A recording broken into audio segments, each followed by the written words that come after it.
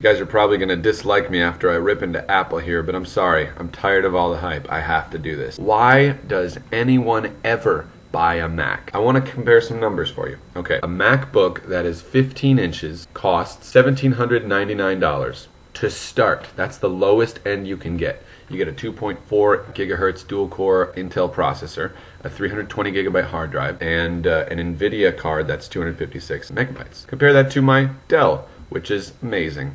I have the exact same specs and I paid $700. I saved $1,100. I've had this thing for almost 10 months. I bought it a year ago, and this is the new refresh of the Mac 15-inch MacBook Pro. Now you might say, well, you get a lot more quality with that. Okay, let's look at the hardware numbers. Apple laptops are less reliable than Asus, Toshiba, and Sony. Square Trade shows that Apple could only manage fourth place behind Asus, Toshiba, and Sony in terms of laptop reliability.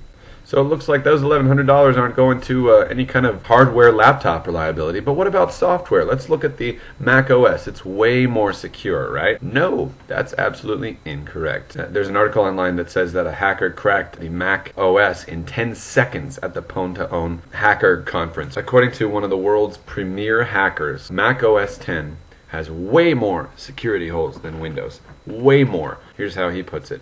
Windows is like living in a house with bars on the windows in a bad part of town, and Mac OS X is like living in a farmhouse in the country with no locks. And the reason for that is that only 8 or 9% of people own Macs. Okay, so we've debunked the security part of the software. What about the general betterness of the software?